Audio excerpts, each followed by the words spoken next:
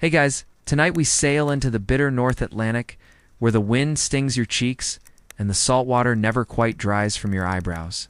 You're perched on a long ship, packed shoulder to shoulder with other Vikings, cloaks damp, hands frozen, and eyes locked on the jagged outline of some god-forsaken shore where treasure might wait. Except this isn't gold you're risking frostbite for. It's tusks. Big, curving, slightly fishy-smelling walrus tusks. Because yes, once upon a time, rich medieval Europeans lost their collective minds over a good piece of walrus ivory. You grip the edge of the boat as a swell lifts you higher than you'd like. The sea beneath churns like angry stew. Somewhere nearby, a sailor retches. You try not to look. You're part of a mission, now one of dozens of voyages made across these cold waters in search of one thing. Ivory fat enough to carve into something that'll sit on a bishop's altar or inside a nobleman-esque game box. So, before you get comfortable, take a moment to like the video and subscribe, but only if you genuinely enjoy what I do here and hate on me where you're tuning in from and what time it is. I love seeing how far this sleepy ship sails. Now, dim the lights, maybe turn on a fan for that soft background hum, and let's ease into tonight's journey together. You've left the safe fjords of Norway far behind. The boat creaks, the oars creak, your back creaks. Ahead is the dark promise of Arctic waters Greenland, maybe even the distant shores of what they'll one day call Canada. But right now, you're chasing whispers. Traders claim that walrus haulouts exist out there, places where hundreds of these globby beasts lounge on icy rocks, ripe for the picking, or, violently defensive. But let's not stress the details. Walrus ivory is weird stuff. It's not as glamorous as elephant ivory. It's more porous, sometimes yellower, and carries a particular briny temps that no amount of polishing can hide. But in Europe, it's exotic. It's in exotic cells. You huddle tighter in your seal fur cloak, not because you're cold. You are, but also because one wrong wave might dump you into the sea like a stray herring. No one's turning around for you, not when ivory's involved. At the heart of this whole chilly treasure hunt is the walrus itself. Imagine one now, 12 feet long, whiskers like broom bristles, tusks as long as your arm. Kind of adorable, until it bellows and smashes a boat with its face. Which, frankly, historians still argue whether Viking hunters actually got that close, or if they lured them onto land and finished the job with clubs. There are no GoPro tutorials on 10th century walrus hunting, sadly. But you know this. In a time before bank accounts, flashy wealth had to be portable. A handful of tusks could buy you a fine horse, a fancy cloak, or a prime slice of political clout. Kings liked ivory. Bishops adored it. Ivory didn't just say, "I'm rich." It said, "I've been places, dangerous places, and came back with loot." It was a flex you could put on a shelf. You're probably wondering why walruses. Why not just ... elephants? Well, supply lines to Africa and Asia were unreliable. And anyway, some medieval Europeans thought elephant ivory was cursed or pagan or both. Walruses, meanwhile, were just big, slippery obstacles bobbing around the edge of their known world. Harvesting tusks from the Arctic Circle gave Christian Europe the moral high ground, or at least plausible deniability. It's just a sea beast. Basically a fancy cod. You pass the hours rowing and watching seabirds. The man to your left is chewing dried fish so tough it could double his armor. No one talks much. Everyone's imagining the payout. Back home, word has gotten out. Ivory is in. The market's hungry. And you're just one of dozens of crews racing to feed it. In Bergen and Trondheim, merchants are hoarding tusks like dragon hoards gold. There's talk of German nobles commissioning entire chess sets carved from the stuffed tiny knights with snooty faces, bishops frozen mid-prayer. Some monks even whisper that certain relics of saints were recased in walrus ivory to better reflect the divine. One even claimed that ivory was God's marrow. Bold, considering its origin was a tusk yanked from a growling sea beast. And so the race is on. You sail past icy cliffs, past barren coasts that look like the moon with frostbite. There's little sleep, less warmth. Your cloak smells like mildew and despair. But still, you press on. Eventually land appears. Not the green forested kind. No, this is hard. Wind-scoured stone, spotted with snow, even in summer. Someone mutters that it's Helluland, or Markland. Or maybe you just took a wrong turn. Viking maps are a less navigation tool and more vague suggestion. But walruses don't care about your cartography. Your crew scouts the beach, tracks bones, maybe a rook's piece worth of ivory. It's something. Enough to make you keep moving. That night, you sit by a driftwood fire, chewing frozen seal blubber like it's candy. Someone tells a story about a guy who tried to carve a whole crucifix out of one tusk. Took him 5 years, went blind, sold it for a single cow. You nod, chewing, not sure if that's inspiration or a cautionary tale. Sleep comes in waves, like the sea. The wind flaps the tent. Someone snores. Someone else whimpers about sea spirits in their dreams. You tuck your tusk fragment closer to your chest, the way you might hold a coin or a promise. You're far from home, and yet somehow you're exactly where the world's wealth is pointing. By the time you drag your aching bones back to the coast, your boat's hold is noticeably heavier and not with food or firewood. It's tusks. Smooth, tapered, salt-streaked walrus tusks, stacked like twisted treasure. You're bone-tired, half-frozen, and someone definitely has trench foot, but none of that matters. 'Cause back in Europe, the ivory fever is burning hotter than a forge. It starts quietly like most dangerous obsessions. Okay, a carved cross here, a bishop's staff there. But within a few decades, you'd think the whole continent suddenly decided tusks were holy. Demand surges. Cathedrals want ivory reliquaries. Monasteries want decorated covers for sacred texts. Nobles want carved tokens to show off at feasts. It's like the medieval version of a luxury handbag craze. Except instead of waiting for a backorder, someone has to paddle to the edge of the known world and fight a tusk-faced sea monster. You offload your cargo at a Norwegian port, and the merchant's eyes go wide like he's just spotted Odin himself. He runs a hand reverently over the tusks, like they're made of spun gold. He even sniffs one, for some reason. That's not necessary. It still smells like walrus. He offers silver, yes, but more importantly, prestige. Because whoever controls the ivory trade suddenly holds keys to every velvet-draped hall in Christendom. This isn't just about tusks anymore.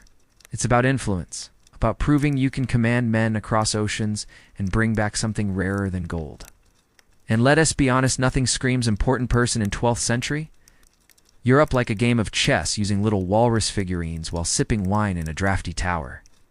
You hear rumors while you rest in port. A certain bishop in England is buying so much walrus ivory. People think he's building an entire cathedral out of it. Some claim he's hoarding it like a doomsday prepper, just in case divine fashion changes again and ivory goes out of style. He doesn't say he's commissioning dozens of identical reliquaries to gift to his allies, each one inscribed with his name in Gothic lettering, so big it's basically medieval branding. But ivory isn't just floating into Europe. No, it's being paraded in. Caravans arrive with pieces wrapped in cloth, carried like relics. Each tusk has to be polished, appraised, and sometimes even blessed. Never mind that it came from an animal known to occasionally vomit when startled. That part is politely left out of the liturgical record. Back in Norway, you catch sight of a craftsman at work. He's bent over a tusk, carving with tiny chisels under candlelight. His hands are gnarled, stained with soot and bone dust. He tells you he once made a bishop's crozier that took an entire year and a monk cried when he saw it, or possibly sneezed. The workshop does smell aggressively of fermented fish and regret. Historians still argue whether the sudden obsession with walrus ivory was driven purely by religious institutions, or whether secular elites hijacked the trend. Some suggest that the church saw ivory as a symbol of purity, white, strong, otherworldly. Others claim it was just a really convenient flex. When you ran out of space on your belt for more swords, at a dinner hall in York you see it again. A nobleman displays an ivory comb, intricately carved with tiny beasts chasing each other through knotwork. It's too delicate to use, too expensive to leave behind, and too symbolic to ignore. He waves it around mid-conversation like a prop. You nod politely, sipping ale that tastes suspiciously like boiled carrots. The comb probably costs more than the chair you're sitting on. Ivory becomes part of the visual language of power. Bishops don't just hold crosses, they hold ivory crosses. Kings don't just seal treaties, they seal them with knives carved from tusks. Even the chess sets get political, those tiny rooks and knights. They're modeled after real Norse warriors down to the mustaches. which may or may not be historically accurate. Scholars bicker about that endlessly, over wine and crusty manuscripts. What's fascinating, if you were still awake enough to be fascinated, is how quickly ivory shifted from rare curiosity to must-have status. It wasn't just decoration, it was declaration. A medieval Instagram post, if you will. Here's me with my ivory chalice, just before I condemned 3 heretics and had a roast goose. #blessed. And the farther the tusks had to travel, the more valuable they became. You start to notice merchants exaggerating their origins. Suddenly, a tusk that probably came from coastal Greenland is from the edge of the world, near where stars touch ice. Which sounds poetic, until you remember that half the time, people just made stuff up to sell faster. Of course, not everyone's thrilled. Some scribes write little snide comments in the margins of their illuminated manuscripts, hinting that too much focus on ivory is pulling attention away from God. One grumpy monk even called it beast bone for the idle rich. He was probably just jealous of his abbot's new ivory-embellished inkwell. Back on the docks, you prep for another voyage. Your captain mutters about competition, how more traders are now making the journey, looking to stake their claim in the Walrus gold rush. You've even heard of Danish crews muscling in on Norwegian routes, bribing locals, cutting tusk prices. It's getting crowded at the top of the world. But still, you go, because ivory fever isn't cooling. If anything, it's spreading through royal courts, monastery libraries. Even remote mountain parishes that suddenly need an ivory Madonna for reasons no one can quite explain. You're just trying to stay ahead of the curve, old tusk, as it were. You find yourself in a dusky little workshop, wedged between a butcher and a tanner's stall. The smell is ... layered. A rich mix of smoke, blood, wax, and something faintly acidic, probably pickled fish or the sweaty regret of an apprentice who's been here too long. You duck inside, and there it is. Ivory glinting in the firelight, already halfway to becoming something impressive. The craftsman doesn't look up right away. His hands are deep into a task etching, minute grooves into the side of a tusk that's been carefully halved and sanded smooth. He's working on a bishop's crozier, or maybe a box for relics, though, from your angle. It could also be the beginnings of another one of those peculiar ivory chess sets everyone's talking about. The figures are just outlines, now tiny humanoid shapes, growing out of the tusk like waxy weeds. You shift closer. The details emerging from the bone are wild, twisted animal heads, cloaked figures holding shields, a knight grimacing with exaggerated fury. These aren't your average stick figure doodles. They're power statements in 3 inches of scrimshaw. You lean in farther, and the old man finally looks up. "Don't breathe too hard," he grumbles, or the queen loses her nose. He explains somewhat grumpily, but not without pride, that carving walrus ivory is a fussy art. It's denser than elephant ivory, full of tight fibers that can split if you're not gentle. The inner core is more brittle, while the outer layer is ideal for fine details. If you're lucky, you get a whole tusk without a crack. If you're really lucky, no one interrupts you halfway through with a request for a chalice carved with 20 saints and an angel holding a duck. This is where the magic happens, in these dark little corners of Europe, where hands and blades turn ivory from smelly loot into high art. And it's not just about beauty. It's about precision, control, symbolism. Every swirl of a dragon's tail, every fold of a knight's cloak, these carvings shout messages about religion, conquest, lineage. Owning one is like holding a scroll written in tusk. People don't just see wealth, they see meaning. One fact that is both mainstream and mildly alarming: these artisans sometimes worked on ivory pieces for months or even years for a single commission. Royal chess sets could take entire teams, passing figures down the line like a medieval assembly belt. Each craftsman handling just one detail: the helm, the hilt, the wild, vacant eyes. And not all the designs are clean-cut or religious. You spot a tusk etched with what looks suspiciously like a farting demon. The carver catches your glance and shrugs. "Commissions," he says. Noble wanted it to warn off thieves. There is a fringe theory floating around that these artisans were quietly making fun of their clients through subtle designs, hiding satirical elements in the patterns. A knight with too tight armor, a bishop with donkey ears under his mitre. It's hard to prove, of course, but the smirk behind the chisel speaks volumes. The most famous example of this ivory artistry still baffling scholars today are the Lewis Chessmentini Walrus Ivory pieces discovered centuries later on the Isle of Lewis in Scotland. You don't know it yet, but some of the figures you're re-watching being carved today may end up exactly like that, buried in peat bogs. Forgotten for generations, rediscovered by accident, when someone trips over history with a shovel. Historians still argue whether those famous chessmen were carved in Norway, Iceland, or somewhere else entirely. The styles don't all match. Techniques vary. Some even speculate that a wandering master carver might have passed from town to town, leaving half-finished sets, like breadcrumbs, behind him. Others say multiple workshops were churning out these tusk toys for anyone who could pay. The mystery, like a good knight, remains locked in battle. Back in the workshop, the carver pauses to sharpen his tools. He shows you a tiny file made from what might once have been a sword. You need steel harder than the tusk, but not too hard, he mutters. Cracks the grain if you're reckless. You ask about training, how someone even learns to do this. He says he was apprenticed as a boy, mostly sweeping floors and sanding edges. Eventually, someone trusted him with a saint's eyebrow. It took years before he was allowed to shape a mouth. And still, he adds, sometimes they come out looking like startled fish. He gestures to a shelf behind him where carved fragments wait like amputated limbs. Some are snapped. Others are smoothed, half-finished. A few have been intentionally broken. He explains that if a customer refused payment or insulted the design, he'd smash the work and start over. Ivory holds a grudge, he jokes. Or maybe he's not joking. At the far edge of the room, an apprentice is working on something small and surprisingly delicate. A folding mirror case, lined with carved figures of saints around its border. The inside will eventually hold polished glass or maybe even polished silver. The kind of thing a noblewoman might keep on her vanity or tuck into a saddlebag on a pilgrimage. Just in case holiness strikes while she's brushing her hair, what's quietly remarkable is how normal it all feels.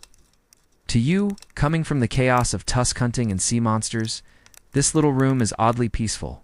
Here, ivory becomes memory, message, even identity. A thing of blood and blubber transformed into legacy by a hand with the patience of a glacier. When you step back outside, the light hits your eyes like a slap. The noise of the market returns, bleating goats, barked prices, a man yelling about pickled onions. But tucked in your palm is a scrap of shaved ivory, soft at the edges, still warm from the blade. It smells faintly of fire. And possibility.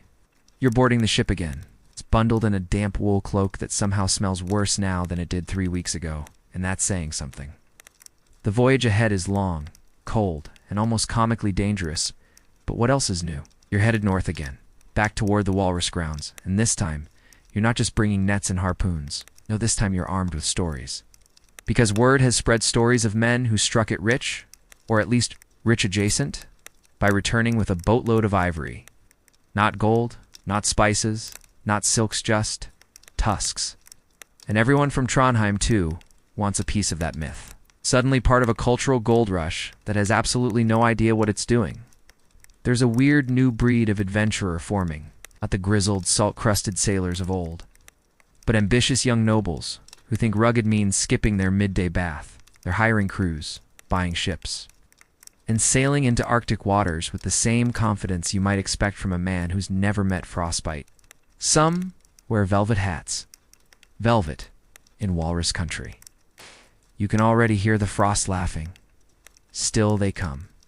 For ivory, for adventure, for bragging rights. Because back home, a single polished tusk now carries the kind of social currency usually reserved for sword duels or scandalous poetry.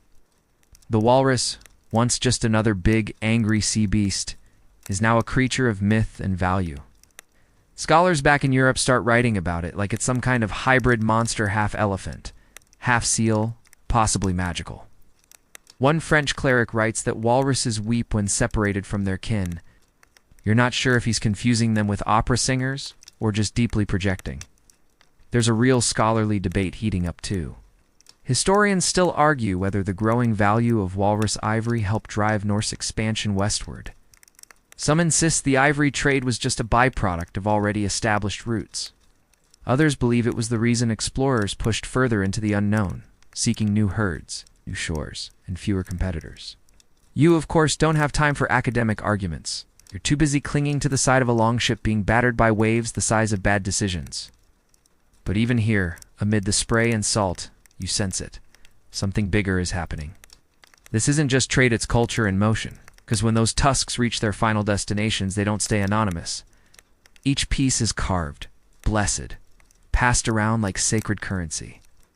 A chess set might travel from a Norse trader to an English noble to a French bishop, picking up stories and fingerprints along the way. It's the medieval version of going viral, only heavier. And each time the origin story gets a little fuzzier. One court claims their ivory came from a Christian convert in Greenland who swam into the ocean and personally wrestled a walrus. Another says their tusk was found inside a cave, guarded by wolves and 3 oddly poetic hermits. No one really checks. They just nod and drink more wine. Meanwhile, you're back in the north, and it's somehow even colder than you remember. The ground crunches underfoot with frost that doesn't care about your ambitions. The locals, small, quiet communities of Norse settlers, greet you with the kind of enthusiasm usually reserved for visiting tax collectors. They've seen this ivory fever before. It comes and goes, like storms or in-laws. Still, they trade. Walrus populations are getting harder to reach now, farther out, deeper into the ice. Some hunters vanish. Others return with tales of ghost ships and eerie cries in the fog. It's probably just the wind. Probably you join a hunting party and head out across a frozen inlet. The sky is a flat sheet of silver, and the only sound is the crunch of sled runners and your own chattering teeth. Eventually, you find them walruses, great lumbering beasts sprawled across the ice like melted boulders, blinking lazily. They are not impressed by your existence. The hunt is brutal, fast, and somehow still feels too slow. Blood sprays across snow. There's yelling. You almost lose a boot in the melee. Still, the tusks are good. Thick, clean, slightly curved. Exactly what the buyers want. Back at camp, you hear a trader from Iceland boasting about a black ivory tusk he once found, tainted by fire, veined like obsidian. He sold it to a bishop who swore it could cure headaches. Another swears his last shipment went to Rome, where the Pope himself had it carved into a crucifix. This is likely a lie, but everyone nods anyway. It's more entertaining than the stew. Fringe theories abound. One man insists that walruses are drawn to Gregorian chant. Another claims that if you rub a tusk with seal fat and bury it in the snow, it will point toward treasure. You nod politely and move your stew bowl out of reach. What's not up for debate is this. Walrus ivory is shaping identities. Not just for nobles and clergy, but for the Norse themselves. Suddenly, being a successful ivory trader is something to brag about, like having perfect handwriting or not dying from dysentery. It's shifting the social structure. Wealth isn't just land anymore. It's access. It's tusks. Even Iceland gets drawn deeper into the game. It's once a fringe outpost full of poets and volcanic mood swings, it's becoming an ivory hub. Ships come in, tusks go out, and every chieftain with a beard long enough to braid is trying to get a piece of the action.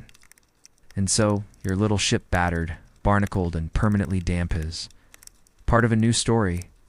One of connection, commerce, and complicated logistics. You're not just surviving the journey anymore. You're shaping the current. It's paddling alongside history. You sit by the fire that night, tusks stacked nearby like eerie trophies, and you realize no one back home will believe what you've seen. So maybe you'll exaggerate just a little. Maybe the walrus was 10 feet tall. Maybe the ice sang a song before it cracked. Maybe, just maybe, your voyage will inspire the next trader, the next artisan, the next dreamer with frostbite, or at least get you a free drink at the tavern. You wake up to a cracking sound that, in any civilized place, might indicate a collapsing roof or an extremely upset breakfast table. But here, in this northern outpost wedged between ice floes and a walrus-haunted shoreline, it just means another glacier chunk is peeling off the edge of the world. Welcome to Greenland. You're in the eastern settlement now. It's one of the 2 main Norse colonies, awkwardly glued onto Greenland's southern coast, sometime around 985 CE. The air is dry, it's thin, and cuts like a sarcastic comment. Yet, despite the cold, this is home to a couple thousand tough souls who farm, trade, raise, sheep hand, of course. Hunt walrus like it's the Olympic sport of the age. You trudge past turf houses with roofs that look like overgrown hobbit heads. Inside, families are gathered around hearths, stitching hides, spinning wool, chewing on dried fish with the enthusiasm of people who no longer remember what a grape tastes like. The settlement is small, tight-knit, and let's be honest, slightly bored, which is probably why ivory trading has become more than just a job. It's become the thing, the glamorous thing, the dangerous, unpredictable, risky-ass frostbite thing that gives purpose to all the waiting around for the next thaw. And you're here to see how Walrus Ivory doesn't just leave Greenland, it changes it. Out on the fjord, long ships are being prepped again. This time, they're not heading toward Iceland or Norway, they're going farther afield. Ireland, Scotland, the Low Countries. The tusks are packed carefully, swaddled in sealskin, sometimes even blessed by local priests, just in case sea monsters take a shine to luxury items. Back in the settlement, the ivory economy is reshaping things from the ground up. Farms that used to rely solely on dairy and sheep are now moonlighting as logistics centers. Sled dogs are trained not just to haul meat, but precious cargo. One woman you meet is sewing a custom carrying sling lined with rabbit fur, designed just to keep tusks from rattling. The last one cracked, she says, frowning. Sounded like a soul-breaking. There's no official currency out here, just barter, trust, and bragging rights. And ivory? Ivory is the platinum credit card of the settlement. A single good quality tusk can buy enough grain to feed a family for months. 2 tusks can get you a boat repair, or maybe a new sheepdog, if the last one went a little too close to a polar bear. You help haul a bundle of ivory up to a trader's house, a long, low hall that smells like mead, ambition, and unwashed glory. Inside, the walls are lined with carved bone, trophies from past hunts, and tokens from European buyers. A silver cross, a folded map, a comb with the name Ain scratched into the wood. Irish noblewoman, the trader says. Bit loud, but she paid well. Historians still argue whether Greenland's entire economy was dependent on walrus ivory, or if this boom was just one bright spark in a more diverse livelihood. Some scholars believe the colony was only viable because of this trade. Others argue it would have lasted just fine on livestock and stubbornness. But one thing's clear. When the ivory market crashed a couple of centuries later, so did everything else. But that's for another time. Right now, Greenland is still humming with opportunity. Young men practice with spears in the field, hoping to join the next hunting expedition. Women organize caches of supplies, ropes, skins, dried meat, and the occasional charm made from walrus's tooth for luck. Children play with carved miniatures, some of them crude replicas of the real pieces being traded across Europe. You wander down to the shoreline where the harbor is a mess of ropes, crates, and seawater, doing its best impression of slush. Here, tusks are loaded with ritualistic care. One trader sprinkles mead over his cargo, another mutters a prayer to St. Olaf. A third just pats the bundles and says, "Try not to get eaten this time." There's a dark undercurrent here. Took quiet rumors of faked tusks, of traders salting shipments with bone from other animals, or passing off older, cracked pieces as pristine. A few even whisper about a man who tried to pass off a carved moose antler as ivory. Didn't end well. Moose don't lie well under scrutiny. The growing demand is causing subtle tensions. Some locals grumble that hunting parties are getting more reckless, traveling farther, leaving settlements vulnerable. One woman shakes her head and mutters, "They chase riches and leave us firewood and ghosts." She's not wrong. Every tusk hauled south is a resource that took blood and time, and sometimes someone didn't come back. Still, the pull is irresistible. Greenland's isolation has always been its burden. But now, ivory offers connection. These settlers may be on the edge of the known world, but thanks to the tusk trade, they're no longer forgotten. There's even a church under construction. The locals are carving walrus bones into decorative beams. You run your hand along one, it's smooth, cool, and etched with a knotwork pattern that might just be a monk, or might be a walrus if you squint hard enough. Artistic interpretation, you suppose. You meet a priest who shows you a tiny reliquaria box made of carved ivory panels. "Sent from Trondheim," he says proudly. Inside is a sliver of bone, supposedly from St. Edmund. You wonder aloud how they know it's him. He grins and says, "The saints tell us eventually." You're not sure if that's inspiring or terrifying. By dusk, you re-sitting with a group of traders drinking a suspiciously thick local brew and listening to tales of tusks. It's gone wrong. One man insists a cursed tusk caused his ship to sail in circles for 3 days. Another says his ivory cargo started weeping seawater in the middle of a church service. It was raining indoors, yells, clearly still traumatized. You suspect mead is doing most of the talking now. Still, stories matter here. They travel with the ivory stitched to it like invisible labels. When you sell a tusk, you don't just sell a piece of bone. You sell the frostbite, the storm, the ghost rumors, the whisper of Greenland's breath. And someone, somewhere in a candlelit chamber far from here, will hold that tusk and feel it all of it rising through the grain. You lie down in your cold little bunk, clutching a fur blanket and trying to ignore the sound of distant howling dogs or wind or both. Greenland, in all its brutal, breathtaking glory, is transforming under your feet, and it's ivory that's doing the work. You're waking up to another bone-deep chill that makes your eyelashes stick together. But at least your boots haven't frozen to the floor again. Progress. Outside, the settlement stirs with slow determination. You stretch, groan, and stumble toward the sea, following the sound of shouting and somehow laughter. That usually means someone's either caught a fish or fallen into the fjord. Today, though, it's a ship returning. And not just any ship. This one's been to Dublin. The longship cuts through the slush like a blade through cold butter, its hull smeared with the signature grime of adventure. The crew stumbles off with the swagger of men who have tasted warm bread and dry socks and are now reluctantly returning to Walrus World. One of them waves a pouch and says, "Sold a tusk for a brooch and 5 bolts of red cloth." Real red. Not berry murder red like we get here. You follow the chatter to the hall, where traders are unloading goods. Flemish linen, English combs, an odd little glass bead that looks like it shouldn't exist in this century. But most of the buzz is around what they traded to get all this the ivory. The bone, the carved fragments of creatures whose ancestors probably remember when glaciers were roommates with mountains. Ivory is no longer just functional, it is fashionable. In markets from York to Rouen, walrus tusks are becoming the material for high-end artisans. They carve intricate scenes into them, slaying dragons, knights on horses the size of ponies, and animals that suspiciously resemble the carver's pet goat. It's a show of status, yes, but also a kind of spiritual flex. Religious relics made from walrus ivory are all the rage. You can't just worship God, you need to do it with aesthetic. You're told that in Winchester, one bishop commissioned a set of candlesticks carved from a single tusk. One had Christ, the other had Judgment Day. Not subtle, but then again, bishops rarely are. And here's the twist. A lot of those objects survive. Historians have traced entire collections of medieval art objects back to this specific source, Greenlandic ivory, transported by Norse traders, shaped by European artisans, and hoarded by the medieval one-percenters. Think of it as the 11th century version of Made in Greenland, styled in Paris.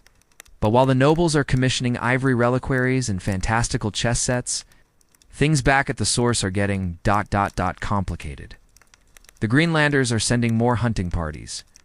The demand is up, the stakes are high, and competition is fierce. One unlucky crew returns with nothing but blisters and a few choice curse words about ice flows and walrus eyes that see into your soul. Another doesn't return at all. And the walrus, they're not thrilled. Some herds move farther north, others become harder to find, more skittish. A few of the more superstitious hunters swear they've seen walruses gather in Erie. Perfectly silent circles just staring at the ice. One man swears the walruses know what's happening, that they mourn their dead, says they remember. You glance sideways at the massive tusk mounted over the hearth, and suddenly feel a little weird about it. Back in Europe, none of this matters. The ivory objects continue to dazzle. There's the famous Lewis chessman carved in the 12th century, discovered in the 19th on a windswept beach in Scotland, now living in museums far from their salty, slippery birthplace. Some historians think they're Norse. Others say Scottish. A few brave souls argue for an Icelandic origin. What's agreed upon is the material walrus ivory, almost certainly from Greenland. Historians still argue whether the Lewis chessmen were for play, display, or something ceremonial. One even suggested they might be cursed, but that was during a particularly long winter. What no one questions is how beautifully crafted they are. Each face, each expression, seems to tell a secret. You wonder how many hunters froze their fingers to make that set possible. Greenland's ivory trade is now shaping two worlds at once. On one side, there's the cold, harsh landscape where men and women risk their lives to secure the raw material. On the other, warm courts and candlelit monasteries where nobles admire polished artifacts and never once ask where they came from. You talk to a carver one evening, an old man with a face like wrinkled seal hide and fingers stained from years of bone dust. He says every tusk already has a story. We just chip off the parts that don't matter. Then he shows you a new piece, half a saint, half a serpent. This one's for a man in Lincoln. Said he wants something exotic. Didn't specify if he meant the saint or the snake. There's a strange irony here. The more ivory flows out of Greenland, the more exotic it becomes. Scarcity becomes value. Danger becomes luxury. What started as survival hunting walruses for meat, fat, and hides has transformed into an art trade built on peril. And yet no one at the receiving end seems to feel the cold. The church plays its role too. Ivory reliquaries become standard issue in high-ranking circles. Some are encrusted with gemstones. Others open like puzzle boxes, revealing tiny painted saints within. One bishop insists that his favorite piece sings when the wind hits it just right. You suspect this might be a poetic exaggeration, or possibly early onset mead. There are even rules starting to form around who can own what. Ivory is becoming a social marker. If your chess pieces are wood, you're a peasant. If they're ivory, you're at least semi-important. If they're ivory and gilded, you're probably intolerable at dinner parties. And so, back in Greenland, the pressure mounts. The hunters get younger, the voyages get riskier, and the settlements begin to show cracks. You pass a storehouse where 6 tusks lie bundled in ropes. Each one took weeks to hunt, drag, clean, and preserve. Each one might be turned into a holy artifact or the world's most intimidating pawn. You pause by the harbor again, watching another ship disappear into the mist. Somewhere, someone will hold a piece of ivory and marvel at its beauty, never knowing what it cost or where it came from. And as the ice shifts beneath your feet and the wind howls, like it has something urgent to say, you wonder, how long can this strange exchange last? Long before the walruses retreat entirely, before the tusks stop coming, before beauty meets its bitter end. But that's for tomorrow. Tonight, there's fire and company, and the faint clink of carved bone. You're huddled near the fire again, listening to the wind, trying to pry the roof off. The walls of your lodging groan like an old man standing up too quickly. Greenland feels more like a waiting room for the afterlife than a functioning colony, but people are making it work just barely.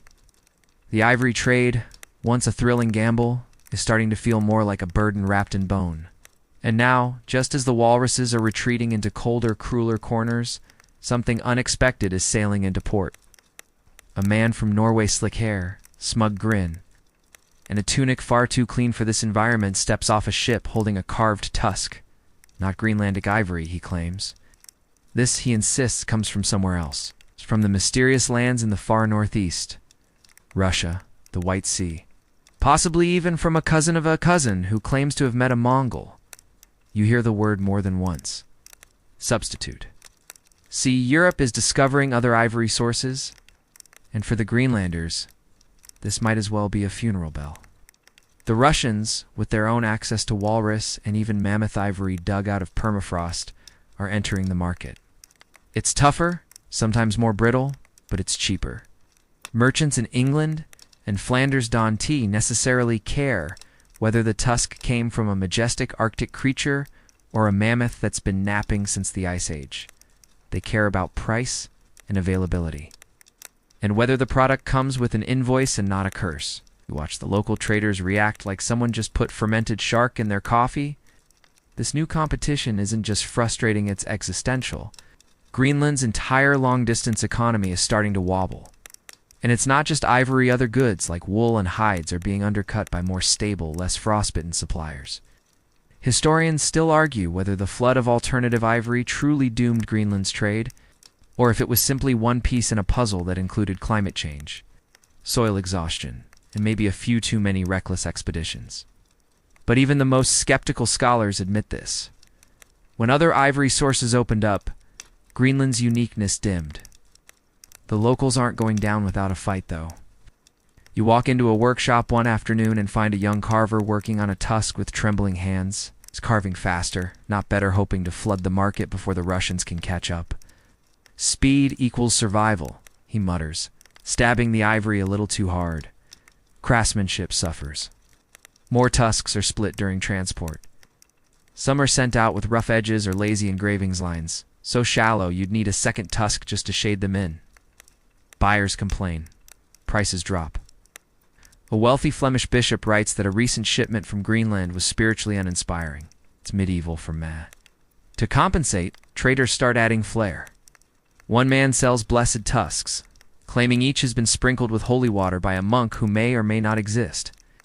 Another dyes the ivory tips red and tells buyers it's stained by the northern lights. Creative, yes. Effective, only sometimes.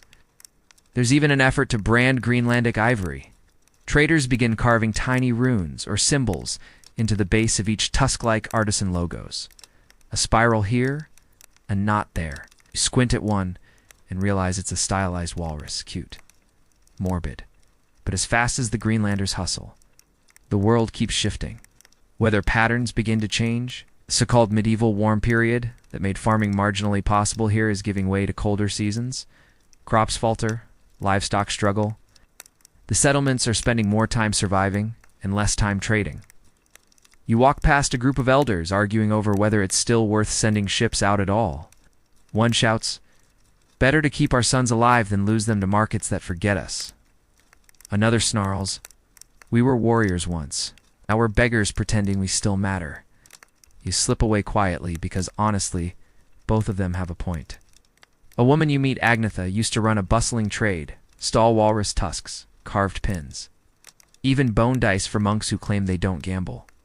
Now she mostly mends fishing nets and watches the tide. "I used to dream of Paris," she says softly, "of bishops holding things I made." She pauses. "Now I just dream of warmth.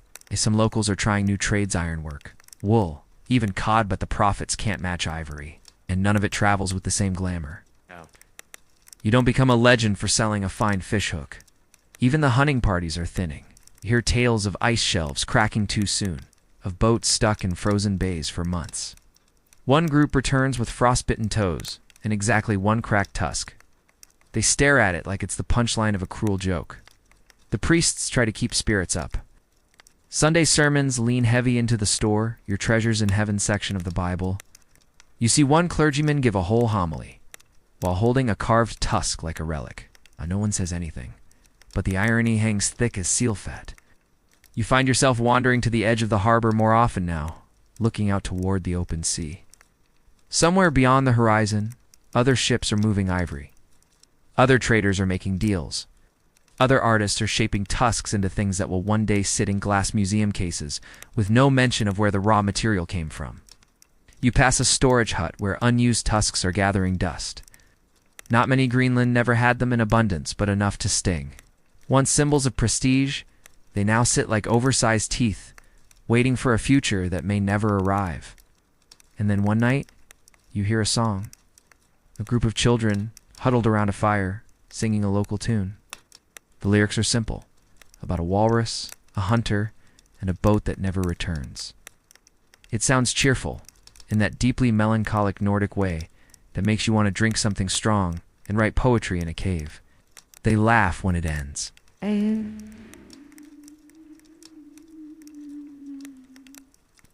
One of them holds up a carved peason, unfinished figurine with big comical tusks.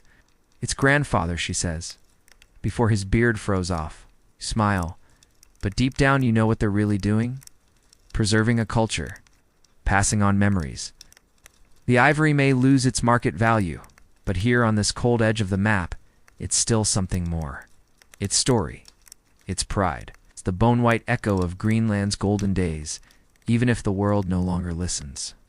The cold bites deeper this year. You feel it not just in your bones, but in the silence that settles over the settlement like a heavy wool blanket. It's a different kind of quiet, more resigned, less hopeful. Even the dogs howl less. People walk slower, speak softer. The ivory trade isn't dead. Not exactly, but it's dozing off. The ships still leave, just fewer of them. The tusks they carry are smaller now, less grand. Some are split down the middle, sold in halves to stretch the cargo like watered-down wine. You watch as a merchant loads his longship with 2 bundles wrapped in seal hide and a nervous prayer. When he sets sail, no one waves. In Europe, tastes are changing. Traders report that the nobility is getting bored. Too many tusks, one says with a shrug. They want something rarer now, like narwhal horn. You blink. Narwhals. Good luck with that. They're twitchy, practically impossible to hunt, and they live in waters that eat ships for breakfast. But to a bishop in Rouen, narwhal horn sounds delightfully exotic, and to a rich man in Lubeck, an item that can't be bought easily is worth twice as much, even if it's fragile, even if it comes with frostbite and a high risk of disappearing entirely. You sit by the hearth, listening to 2 younger hunters argue over whether they should pivot to the horn game. One claims he saw a narwhal breach once, like a ghost slipping through the fog. The other mutters, "You probably just saw an angry cod." They both laugh, but it's a thin, bitter laugh. The kind people use when they're thinking about risks they can't afford. Back in the workshop, the tools are rusting. Ivory scraps lie unused, like forgotten fingernails. The master carver, once surrounded by apprentices and orders from across the scene, now works alone, carving for no one. You ask him what he's working on? "My own grave marker," he says without looking up. "Figured I'd get ahead." But there's still a strange dignity in all this. The Greenlanders haven't collapsed. Not yet. They're adapting, even if reluctantly. Some families take up seal trading more seriously. Others experiment with fishing and try drying cod for export. It's not glamorous, but it feeds people. Occasionally a tusk still sells, especially to monasteries that haven't gotten the memo that ivory is. You hear of one abbot in Normandy who recently paid handsomely for a tusk carved into a winding crucifix with tiny scenes from Christ's life. The base has a misproportioned camel that looks more like a sad goat, but apparently that just added charm. So there's still demands, potty, erratic, but real. Historians still argue whether these final years of ivory trade were a slow trickle or a short burst before extinction. Some believe the Greenlanders deliberately phased it out, choosing survival over prestige. Others think it died out when the last confident hunter disappeared on the ice. There is even debate over whether some tusks in European collections were actually stockpiled long after the trade had ended, like medieval leftovers, frozen in time. A storm hits in late autumn early, brutal, and completely uninterested in your plans. Roofs tear. Ice slabs break. A boat vanishes. You find yourself helping patch leaks with old sailcloth and muttered Norse curses. Everything smells like wet wool and fear. But after the storm clears, there's a strange gift on the beach. A beached walrus, dead but fresh.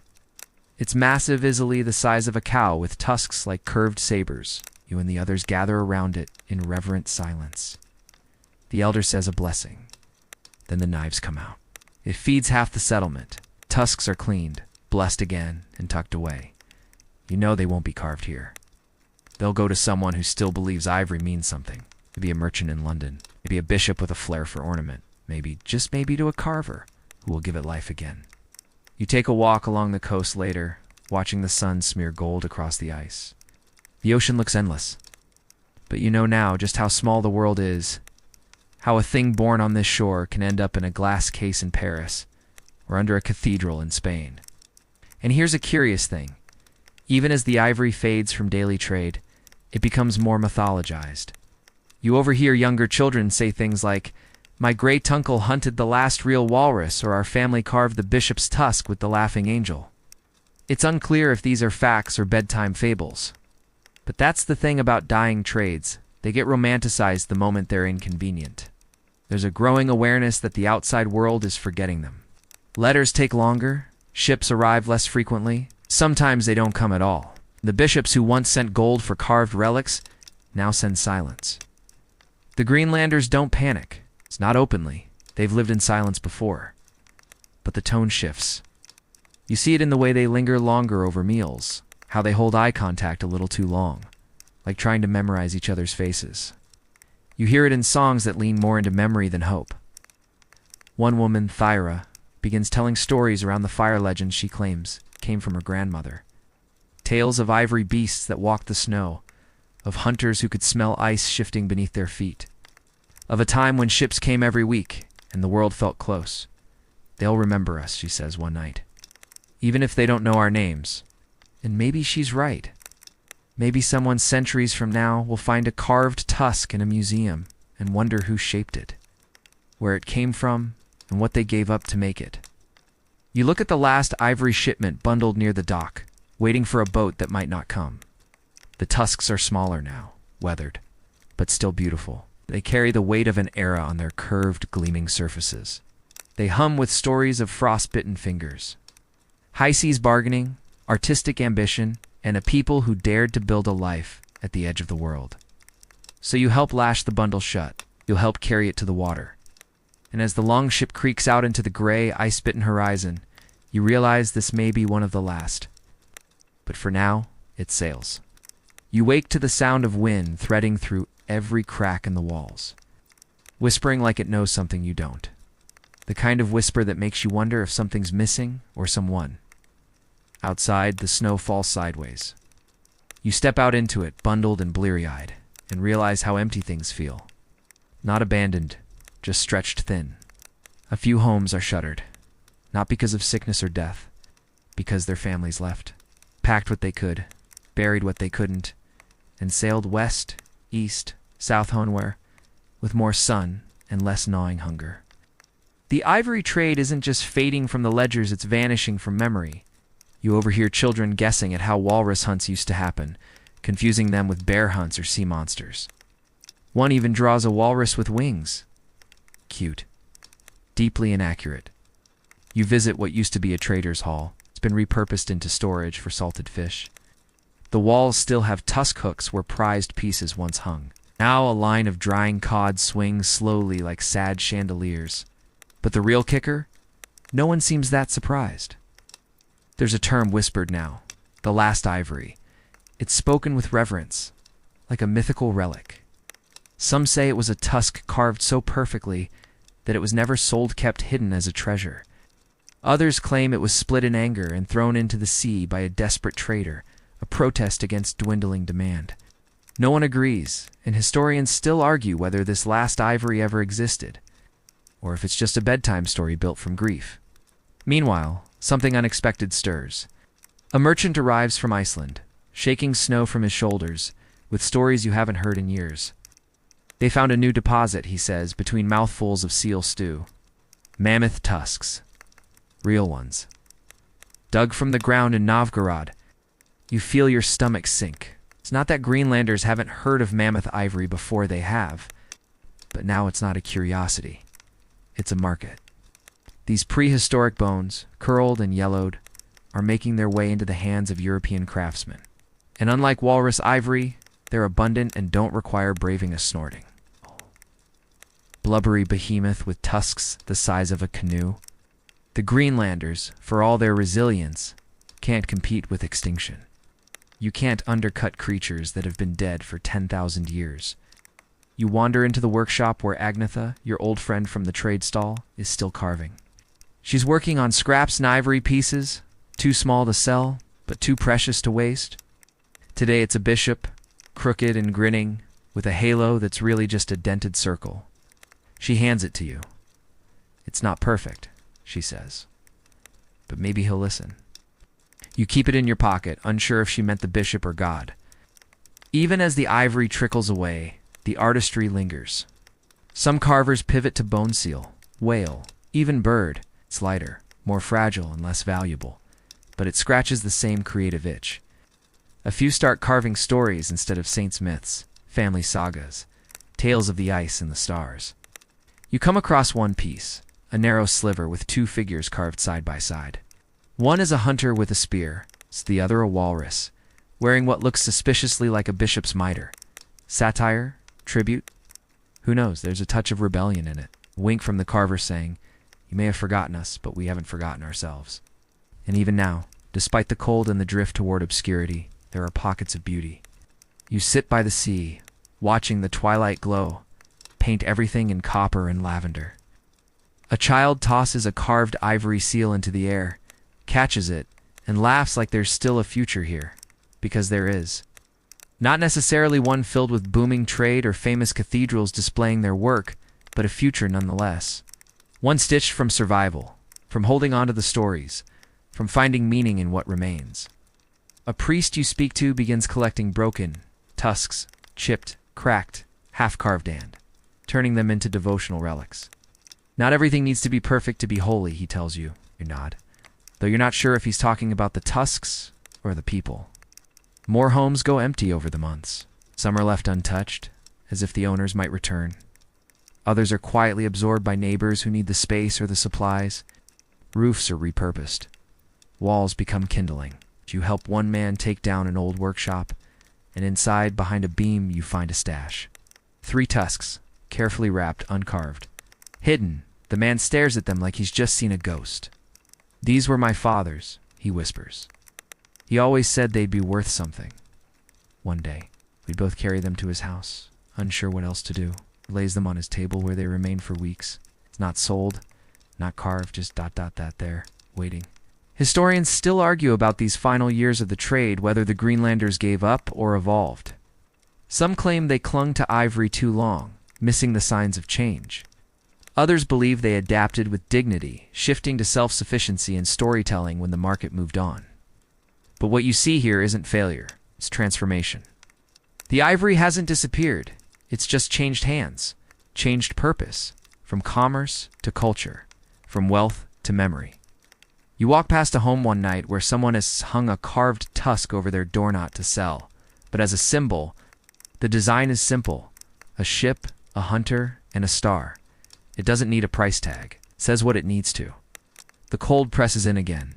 You pull your cloak tight and keep moving, the snow crunching underfoot.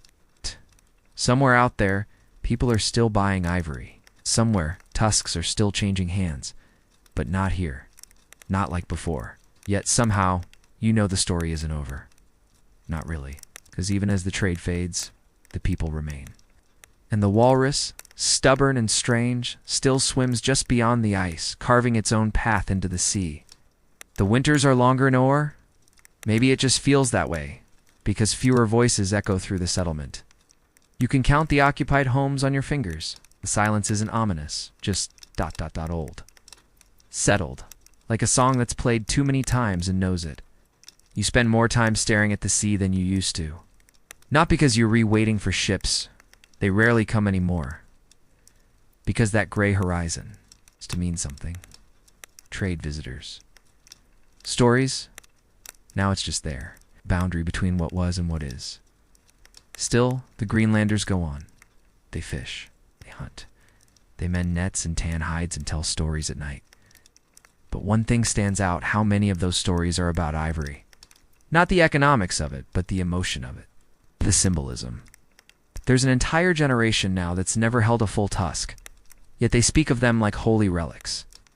Tonight around the hearth, an old man tells a story about a tusk so finely carved that it could sing when the wind passed through it. He says it was shaped like a dragon's spine, and that it once convinced a king to abandon war. Someone jokes that it probably just gave him a splinter. Everyone laughs, but it's a respectful laugh. We all know better than to ruin a good myth. Outside, the real tusks grow brittle. You see them repurpose scraps, used as door hinges, fishing hooks, even buttons. There's a kind of poetic resignation in it. The luxury of yesterday becomes the practicality of today. Historians still argue whether this was ingenuity or desperation. But you're not sure it matters. It's both. It's what people do when the world changes faster than they can. And it's not just ivory that's fading. With fewer ships come fewer supplies. Nails, flour, even beeswax candles, all in short supply. Some folks melt down old trinkets to make do. You watch one woman remove the inlaid walrus ivory from a prayer box, reshape it, and stitch it into a comb. "God won't mind," she mutters. Agnetha, still carving in her dusty corner, has started etching her initials into each piece, no matter how small. When you ask why, she says, "so if they end up in a museum, they'll know I existed." You don't know what a museum is exactly, but the idea feels right. One day a child brings you something, a lump of ivory, misshapen and half buried in a dune, possibly old. Possibly very old. The surface is rough, the edge is nibbled by time, but there's something etched into it, a boat faint as breath. You run your fingers over it and feel ... tumbled. Whoever carved this had hands like yours, dreams like yours. You wonder what they hoped for? Maybe they hoped someone like you would find it, that they'd be remembered. And you start to notice other things, bits of old tusk embedded in house frames, under floorboards, hidden in the snowpack behind sheds. Not treasure hoards, but traces. Proof that this place once held ivory, not just as commerce, but as culture. Some people begin cataloging them. An impromptu museum springs up in the longhouse, really just a table with a cloth, where fragments are laid out for viewing. A broken chess bishop, a partial crucifix, a whistle that doesn't whistle. People bring offerings gently, like returning bones to a grave. One piece draws particular attention, an uncarved ivory sliver, but polished to a sheen so perfect you can see your reflection. It's oddly moving, seeing your wind-chapped face mirrored in something ancient. You leave a mark on it with your thumb, then you rub it away. Over time, the conversations shift from, "Do you remember when we traded ivory?" to, "Do you remember why we traded ivory?" The meaning is more than market. It's identity. People here didn't just have ivory. They shaped it, gave it stories, made it sing. And while Europe may have moved on now, obsessed with textiles, silks and spices, these people hold on to their legacy like an heirloom knife. Not sharp anymore, but still sacred. One night a foreign ship actually arrives. Word spreads fast. So fast you're nearly trampled on the way to the dock. It's a small crew, Dutch, judging by their clothes and their surprising level of politeness. They've come looking for dried fish and seal oil, but one of them spots a small carved tusk on display. He asks to buy it, not because it's valuable. He admits he doesn't know what it is, but because it is strangely peaceful. The man who carved it, old Magnus, agrees to sell. But only after wrapping it carefully, as if tucking in a child for bed. "Treat it gently," he says. The Dutchman nods. You doubt he will. But something about that exchange sticks with you. Not because it brought money, barely any, but because it reminded everyone that the world still sees them. That their art, however obscure, still has a heartbeat. Historians still argue whether the last ivory carvings were sold or given as gifts. Some even suggest they were buried deliberately, offerings to the land or to time itself. There's no consensus. There rarely is. You visit the longhouse one more time. The museum table has more pieces now. Someone's added a title card, "Things We Remember." It's written in charcoal and keeps smudging. But no one corrects it. As you leave, you glance back and see a young girl tracing the outline of a carved sea monster. Her lips move, probably naming it, or giving it a story, or maybe asking it a question. You don't interrupt. You let her have that moment. The snow begins again, light swirling like flowers shaken from a sack. You walk home through it, each step whispering history into the air. And though you carry no ivory, you feel heavier somehow. Like you're made of more than meat and breath. Like you carry a past in your bones, and maybe you do. The sea doesn't freeze the way it used to. That's the first thing you notice. The ice that once crept inland like a patient monster now forms late and thin, breaking into pale shards at the shore, before midwinter's even fully arrived. Some say it's the weather changing, others mutter it's punishment for abandoning old ways. You can't help but wonder if the walrus sensed this shift before you did. They're harder to find now, scarcer.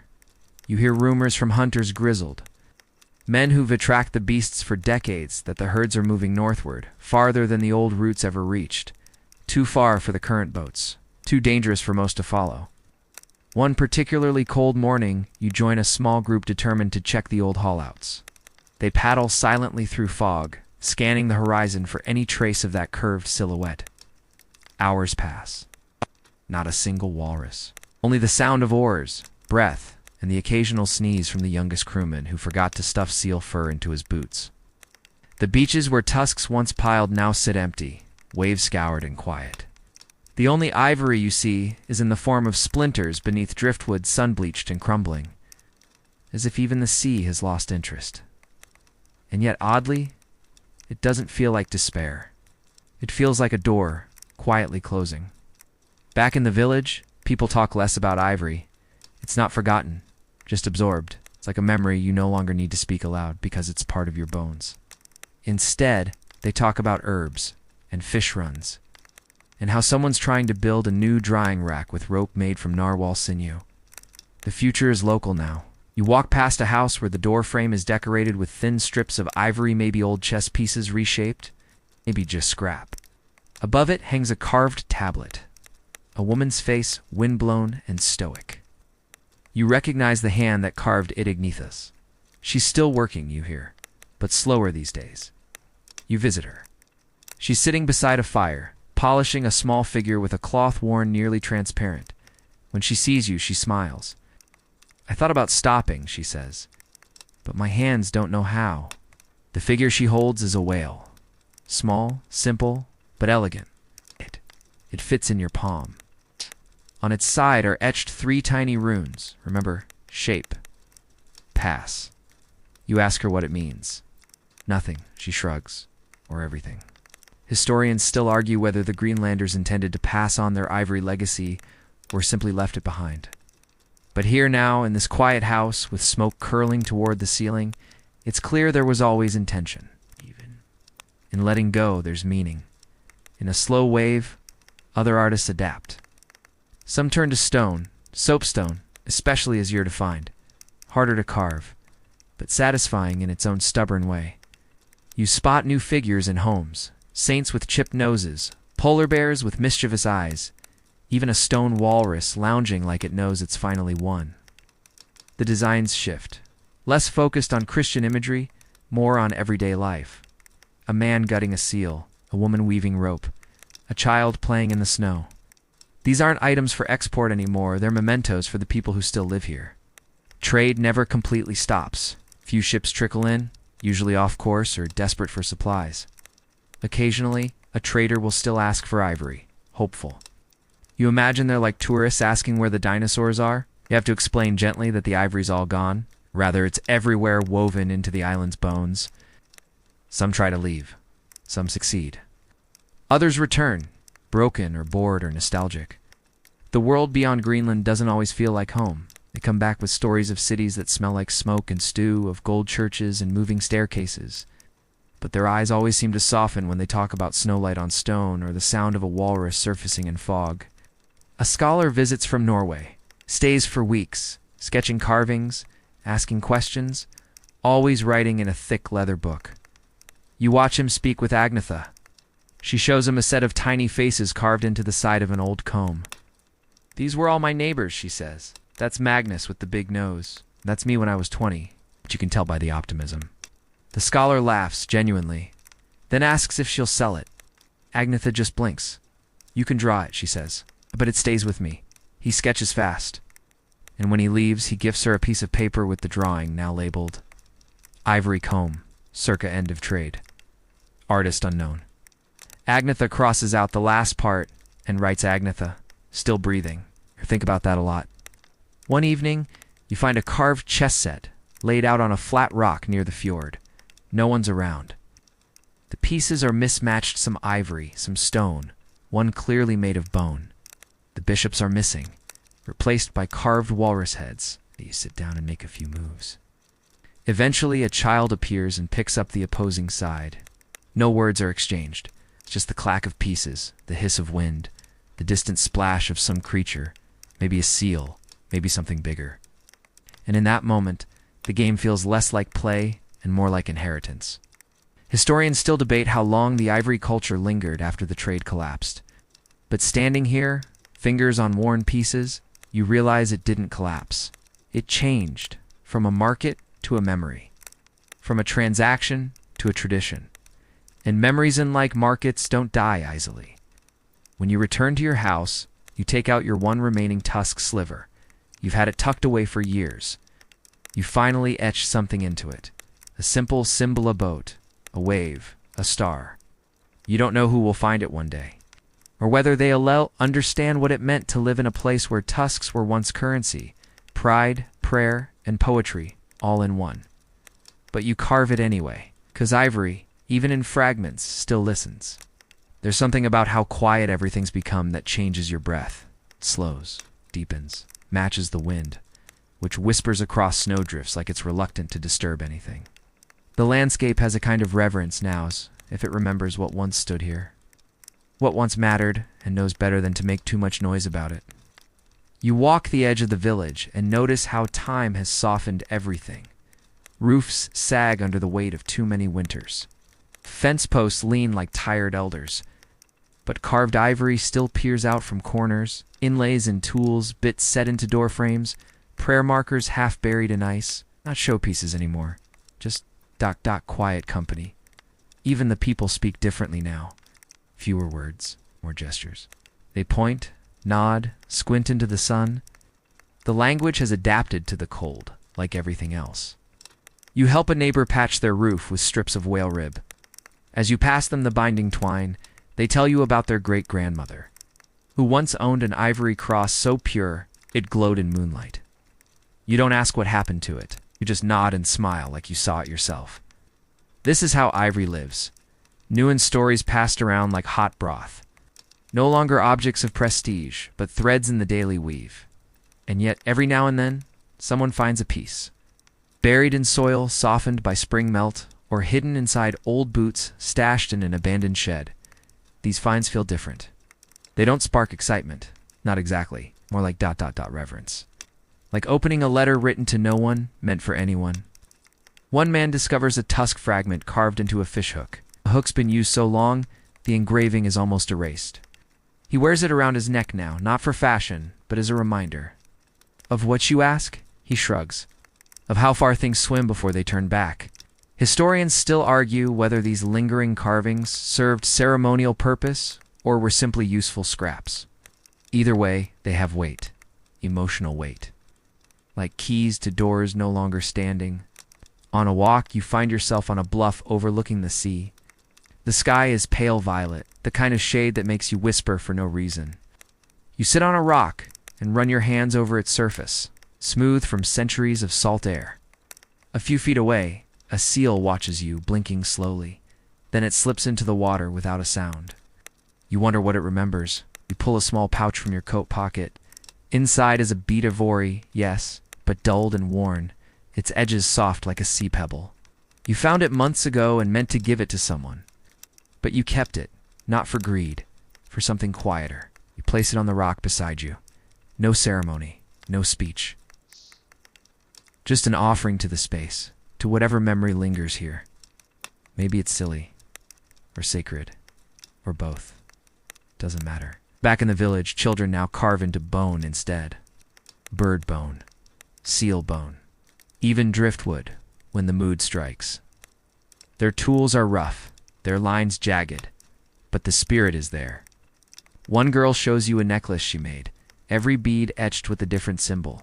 A fish, a wave, a sun, a spiral. What's the spiral mean, you ask? She shrugs. Don't know, I just like it. Good enough. Agnetha is nearly blind now, but still carving by touch. You visit her with smoked fish, and she laughs when you trip over her chair leg. She's working on what she says might be her final piece, a small scene of a walrus herd, carved onto an old comb's spine. They look better in memory, she jokes. You ask if she misses the days of ivory trade, the prestige.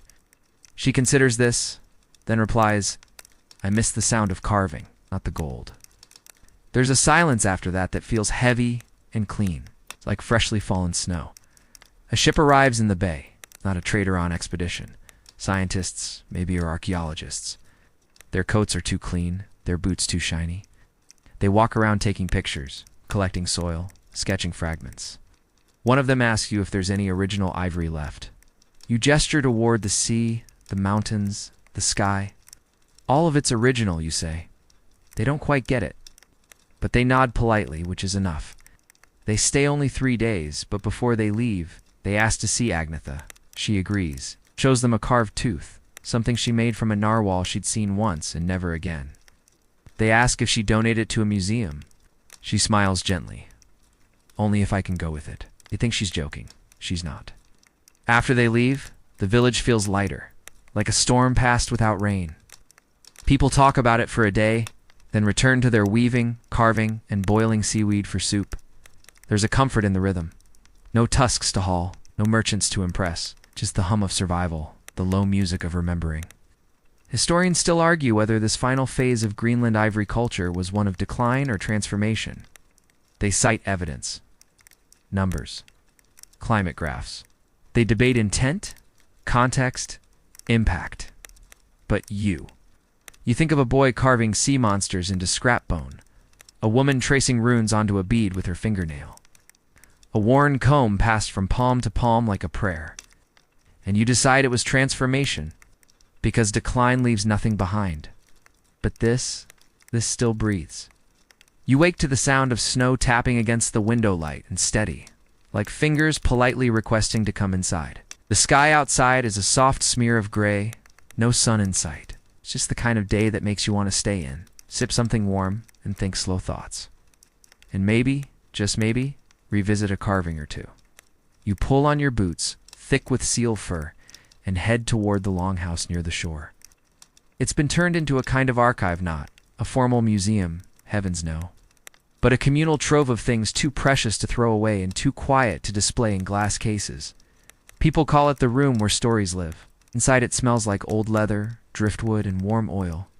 The shelves sag with age, lined with artifacts.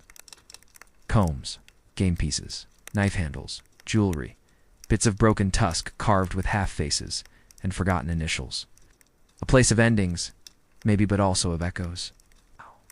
You run your fingers across a curved piece of ivory embedded into a wooden box. The design is familiar. Interlocking serpents, their tails tangled into a knot no one's been able to explain. Historians still argue whether that symbol was religious, tribal, or just someone showing off. A boy walks in, barely 12, if that. He's carrying something wrapped in cloth. A find, perhaps.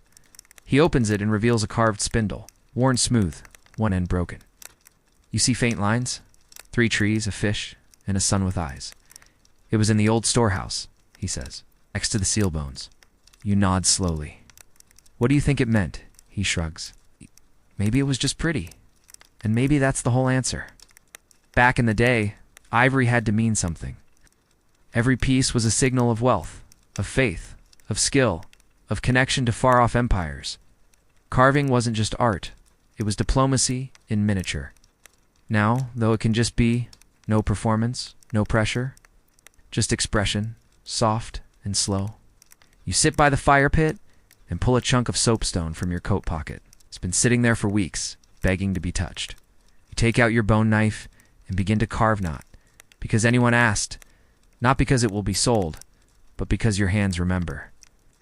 It starts to take shape, a sleeping walrus, or maybe a whale, possibly a rock pretending to be either. You don't care. It's yours. The fire crackles. Someone ladles out stew.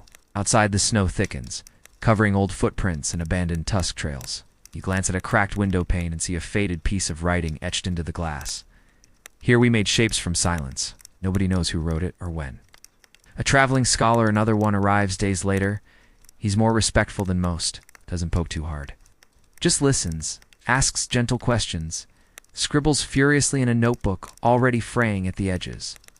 He's searching for what he calls residual memory cultures. You invite him to sit with you at the edge of the fjord. You hand him your sleeping walrus whale mabirok carving. He studies it closely. This was ivory once, wasn't it? You shake your head. It's soapstone. Ah, he looks again. Still feels like memory. Later, he gifts you a book. It's thick and full of theories. You flip through it and pause at a chapter titled Ivory Beyond Use. The Emotional Afterlife of Walrus. Tusk in Norse Greenland. It's flattering, but a little absurd. He's got it half right, because ivory doesn't have an afterlife. It has a long nap. And every so often, someone shakes it gently awake. You remember a story Agnetha told you before her fingers stopped carving. About a girl who swallowed a bead because she didn't want the traitor to take it. The bead stayed in her belly for days, she claimed, until she sneezed it out whole during a winter cough. Still wore it after. Agnetha had grinned. Ow. tasted like soap. Historians dismiss the tale. Too strange to ... bodily, but here it fits. You decide to carve a bead just like it. Tiny round, with a single rune. Hold. You don't swallow it, but you do thread it on a cord and hang it from your door latch. A private charm, a reminder to keep what matters close. As winter deepens, talk turns to sealing and sled repairs, and which fish are showing up beneath the ice. Fewer conversations mention the old days, not out of disrespect, but because new days need room to grow. And yet when the sun hits just right, glinting off a chipped fragment of ivory embedded in someone's knife hilt or window frame, there's a tiny glimmer of gold light from another age. Historians still debate whether the final generation of carvers thought of themselves as an ending or a beginning. Some records suggest melancholy, others suggest indifference. Most, though, suggest nothing at all. The carvers just carved. It's like breathing, like sleep. And you keep carving too, in bone, in wood, in soapstone. And, occasionally, in a rare ivory shard found curled beneath a forgotten floorboard. You don't make saints or kings. You carve winds. You carve sounds. Carve what snow looks like when it doesn't want to fall. And one night, after shaping a piece for hours, you glance up and realize you're not alone. The boy is back, the one with the spindle. He's been watching quietly. He asks if he can try. You hand him the tools. And just like that, the line continues. The blade glides, not with force, but with familiarity. You watch the boy work, tongue pressed to his lip, hands steady despite the cold. He's carving into driftwood now, a scrap of something that floated ashore after the last storm. His subject is ambitious, a longship, complete with sails and shields along the side. Ambitious, but shaky. Still, it's better than your first carving, which looks suspiciously like a lopsided seal that had met a tragic accident with a rock. He leans back, inspects the piece, and then sighs. It's not right, he mutters. Good, you say. Means you're not lying to yourself. He grins, keeps carving. Later that evening, you find yourself visiting the old chapel ruins again. Not for prayer, just for peace. The stone is colder now, gripped by winter, but a few carved fragments remain set deep into the foundation, mostly floral motifs. A reindeer. One walrus's face, bizarrely grinning. All ivory yellowed with age and salt air. You sit beside them and wonder if those carvers ever imagined the fate of their work. Did they think these carvings would impress bishops? Scare demons? Outlast earthquakes? Or were they just trying to pass a few hours on a quiet, frigid night like this one? Historians still argue whether ecclesiastical ivory pieces from Greenland were exported as religious art or kept locally for worship. The line between sacred and showpiece, like always, is thin. Back in the village, the elders have begun passing out items from their personal collections, charms, oddities. They say it's time to let go, make room for new things. One gives you a smooth piece of tusk carved into the shape of a fish, no bigger than your thumb. It's from when I thought I'd be a fisherman, he laughs. Were you? I got seasick. You keep the fish anyway. Around this time, the light begins to return. Not quickly, enough to notice.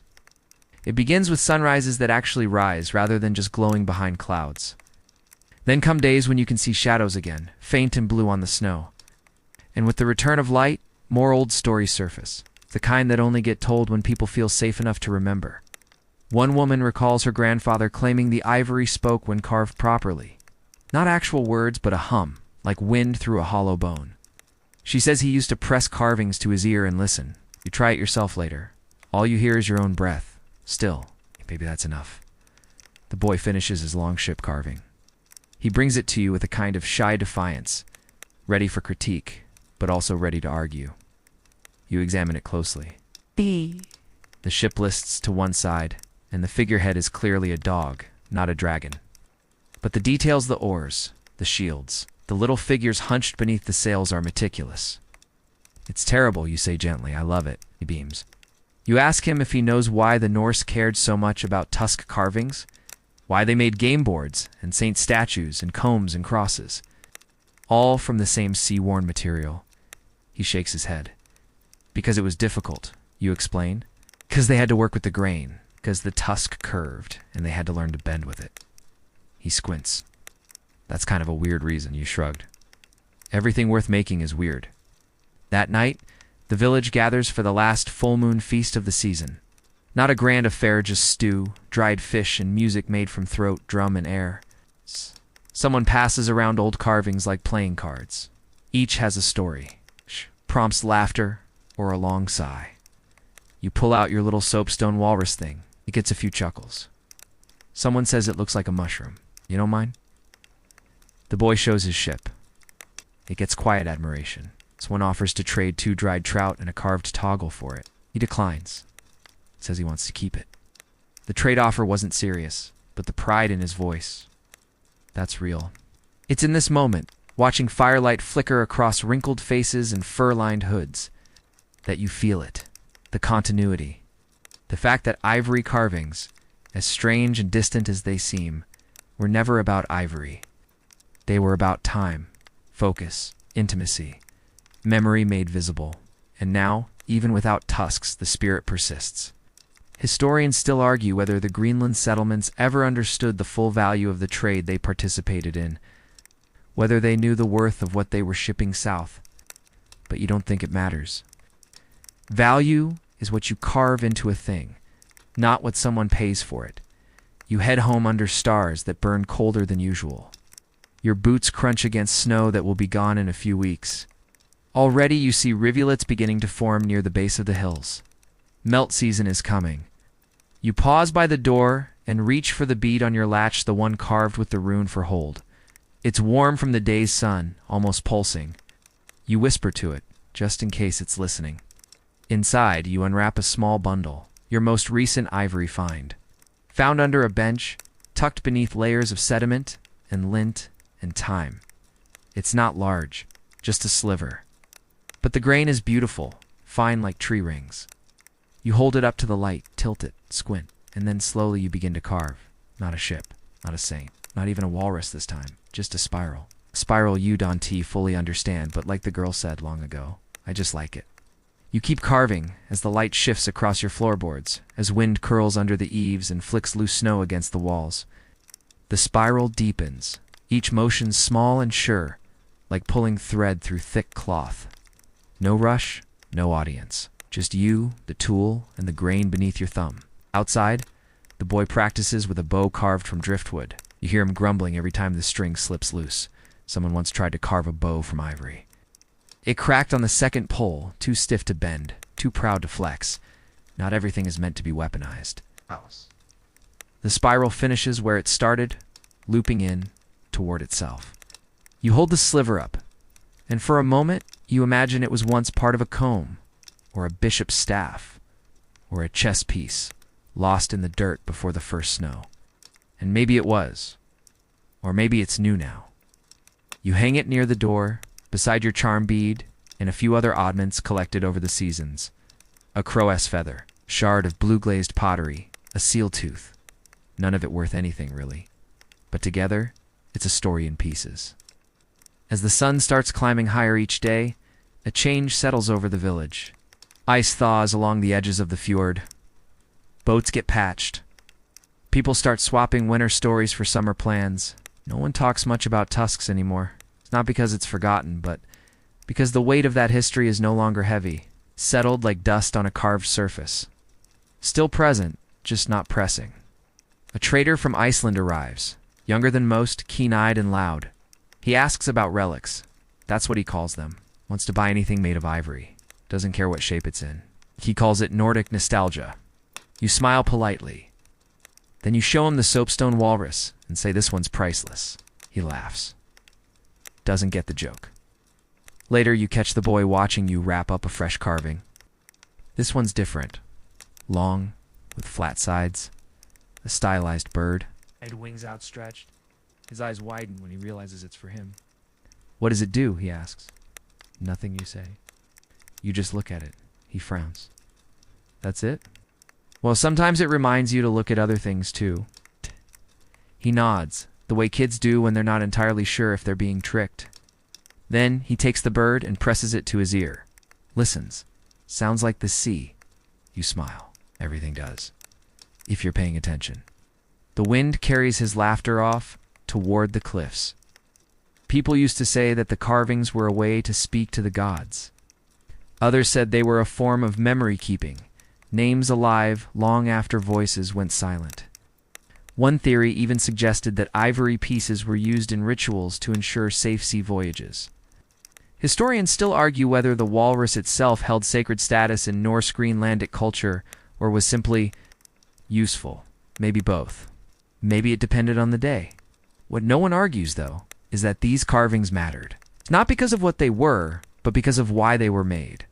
You remember a story once told at a summer gathering, under midnight sun, about a carver who made a perfect little horse, smooth and strong and full of movement. When he died, they buried it with him. Months later, during a flood, the grave washed open and the horse floated away. They say it ended up in Iceland, where a girl found it and thought it had been dropped by a god. She gave it to her brother, who later became a sailor. His ship never sank. Is it true? Of course not. But it's part of the carving now. Real as the spiral under your doorframe. The boy carves more often now. His longship has gained sails and painted shields.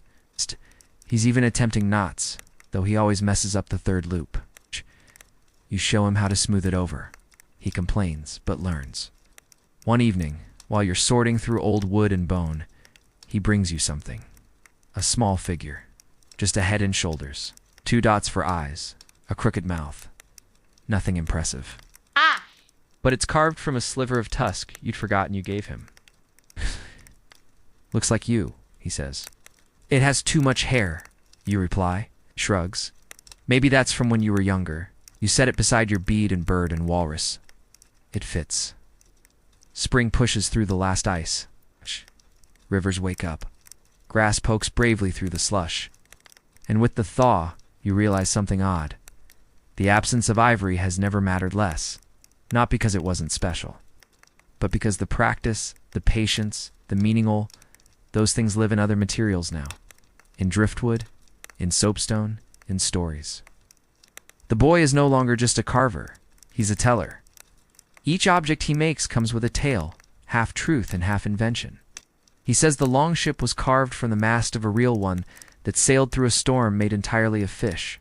The bird had used to whistle, but forgot how. The figure. That's the ghost of the first walrus who ever let someone near enough to sketch it. None of it's accurate. All of it's perfect. One morning, as you step outside, the sky so wide it hurts your eyes, you realize the carvings have stopped needing tusk, or ivory, or validation. They don't need anything now except hands and time, and that strange need to shape meaning out of stillness. You sit by the door. The wind smells like moss. A raven watches you from the roof. And without quite meaning to, you whisper, "Thank you." To who? To the tusks. To the sea. To the ancestors who made things even when they didn't have to. To the idea that something boring can still matter, especially when it helps you fall asleep. And now, as the world around you softens into shadow and the cold wraps itself into something gentler, let yourself feel the weight lift. The stories, the carvings, the long dead hands, shaping tusks on wind-lashed shores, they're distant now. It's just gentle ripples across a sleeping sea. The boy, the bird, the spiral, the saints, they've all curled up and gone quiet for the night. Even the walrus, noble and strange, rests beneath layers of snow and memory. There's nothing left to explain, nothing more to hold on to. Just the soft pulse of your breath and the hush of your own heartbeat. You're warm, safe, and very, very far from the icy places we wandered together. The flickering torchlight, the snow-worn halls. The endless white horizons, all of them are behind you now, tucked away like little carvings in your mind. Let your thoughts fade like footprints in the frost. Let your muscles soften like soapstone under a patient hand. There's no need to think, no need to remember. Just the slow swirl of sleep wrapping around your thoughts, gentle as driftwood against a midnight shore. If a story lingers, let it hum quietly to itself. If your dreams bring back a tusk or a ship or a boy carving spirals into time, smile and let it drift. You're not in Greenland now. You're in your bed. And the only thing left to do, is nothing at all. Good night.